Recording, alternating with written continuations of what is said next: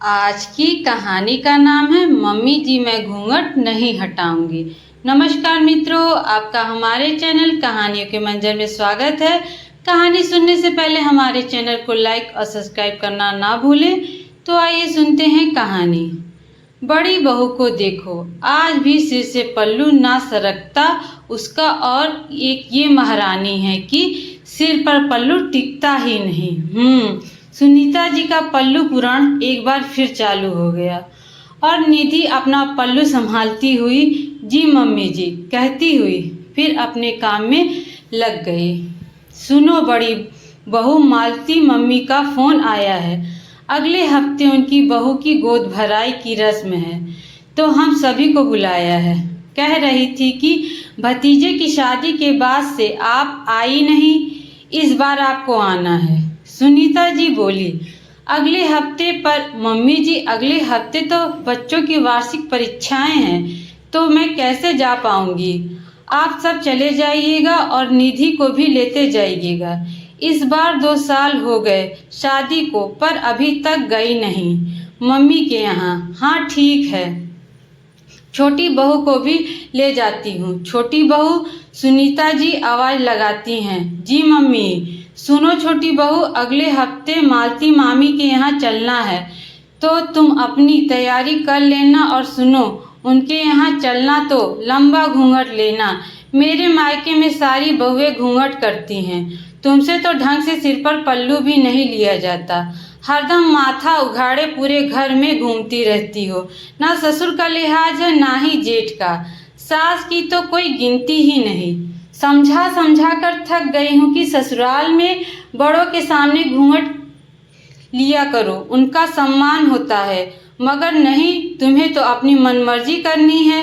बड़ी बहू को देखो, आज भी सिर से पल्लू ना सरकता उसका, और एक ये महारानी है कि सिर पर पल्लू टिकता ही नहीं। सुनीता जी का पल्लू पुराण एक बार फिर चालू हो गया और निधि अपना पल्लू संभालती हुई जी मम्मी जी कहती हुई फिर अपने काम में लग गई।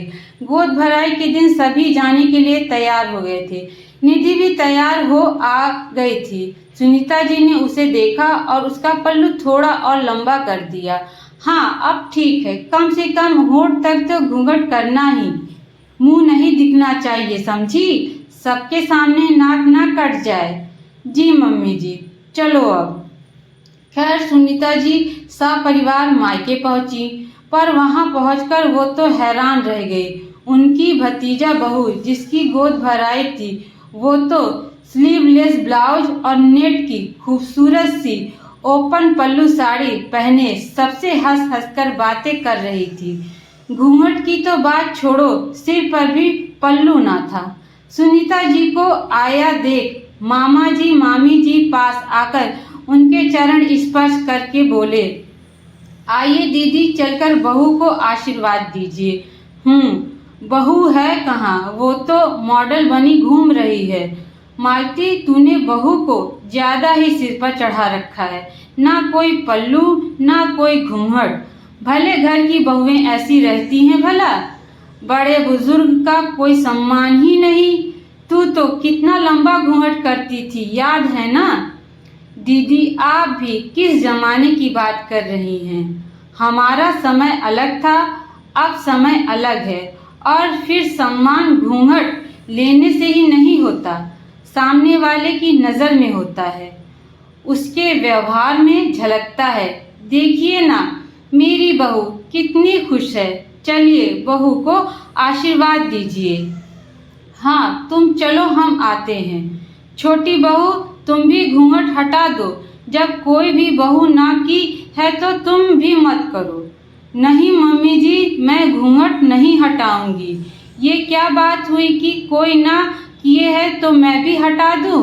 मैं घूंघट करके ना आई थी तो अब बात अलग थी।